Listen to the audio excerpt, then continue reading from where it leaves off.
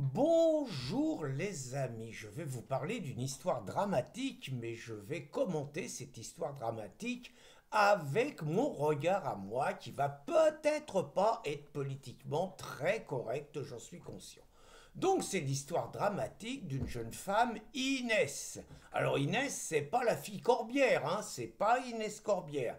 Vous savez, celle qui disait qu'il fallait aller casser du sionard, celle qui disait qu'elle était antisémite et qu'elle s'en branlait, celle qui a été condamnée très très légèrement, et celle que les parents continuent à défendre en insultant Damien Rieu, juste coupable d'avoir révélé les propos légèrement antisémites d'Inès Corbière, fille de Propalos, Raquel Garrido et Alexis Corbière. Donc c'est pas Inès Corbière, c'est une nana qui s'appelle Inès Messelem. Enfin, elle s'appelait, donc elle avait 25 ans, c'était une musulmane. Si j'en crois les photos qu'on voit dans les journaux locaux de ses proches qui brandissent sa photo, elle paraissait fortement voilée.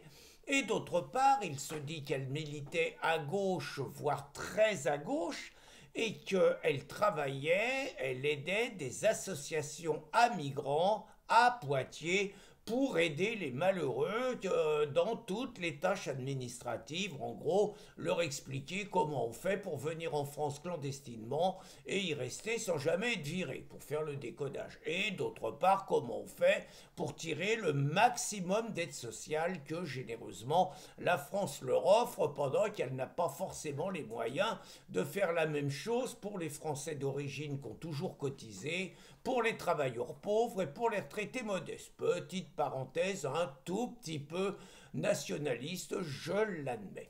Donc Inès rencontre donc dans cette association un Afghan qui, naturellement, selon la propagande officielle, est un Afghan progressiste qui fuit la dictature des talibans. Et bien que voilée, bien que musulmane, donc normalement bien que pieuse, eh bien disons qu'elle a un petit faible pour l'Afghan et qu'elle sort avec lui malgré les conseils de sa mère qui lui raconte qu'elle sent pas trop le mec et qu'elle a l'impression que c'est quand même davantage un taliban qu'un réfugié. Et manifestement, peut-être qu'il faut parfois écouter ses parents même quand on a 25 ans, parce que Inès commence à comprendre que l'Afghan, une fois qu'il est bien installé, bah, il se comporte en Afghan, il se comporte en taliban, et elle commence à recevoir des taloches, des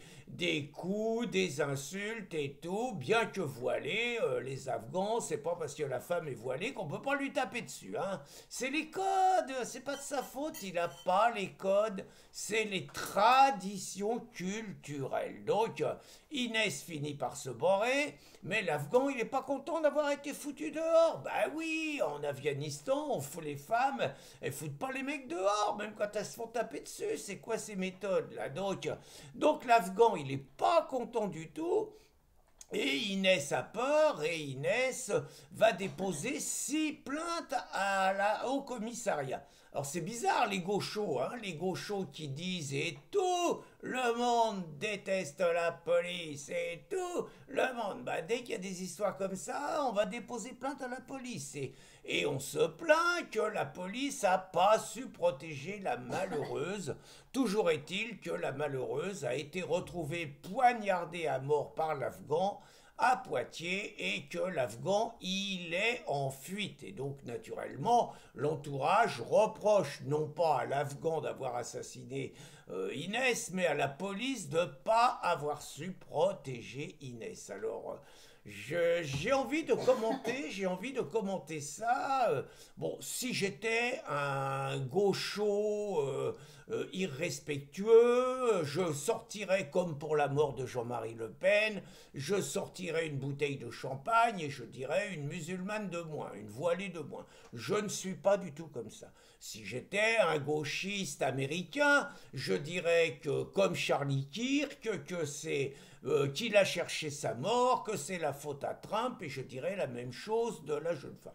Je ne suis pas comme ça, je trouve toujours dramatique qu'une personne de 25 ans meure dans des conditions sordides. Je ferai quand même une petite différence entre la mort de cette personne et la mort de Philippine, et la mort de Laura, et la mort de Morane, et la mort de Thomas, et la mort de Lola, et la mort de centaines et de centaines de Français. C'est-à-dire que eux n'ont rien fait pour provoquer ce destin. Je suis désolé, mais Inès, elle est responsable de son destin et elle a créé d'elle-même les conditions pour que ça lui arrive. J'ajoute qu'elle travaillait quand même activement à ce que la France accueille un maximum de migrants, et un maximum de migrants plutôt de sa confession, plutôt de sa religion. Donc je dirais qu'Inès est décédée, ce qui est dramatique, mais qu'elle est responsable du destin qu'elle s'est donné, et que ce n'est pas tout à fait une innocente. Je suis conscient que c'est politiquement incorrect, mais j'assume.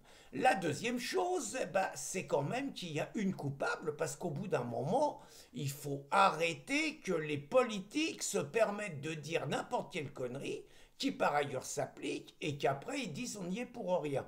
Aujourd'hui, il y a 100 000 Afghans en France. S'il y a 100 000 Afghans en France, qui sont pour la plupart tous pour le djihad, qui ne sont absolument pas des paisibles réfugiés, qui sont la communauté qui produit le plus d'agressions sexuelles et le plus de meurtres, hein, il y a des statistiques là-dessus, c'est à cause de toute la gauche qui impose aux Français cette immigration, c'est à cause des associations à migrants subventionnées par nos sous, c'est à cause des associations dites antiracistes subventionnées par nos sous, donc qui ont sur les mains le sang d'Inès, mais il y en a une qui l'a encore plus, c'est Sandrine Rousseau, puisque je rappelle que Sandrine Rousseau, en 2021, alors que les talibans étaient arrivés au pouvoir, avait osé cette parole que la France devait accueillir un maximum d'Afghans, qu'il fallait accueillir y compris des terroristes afghans,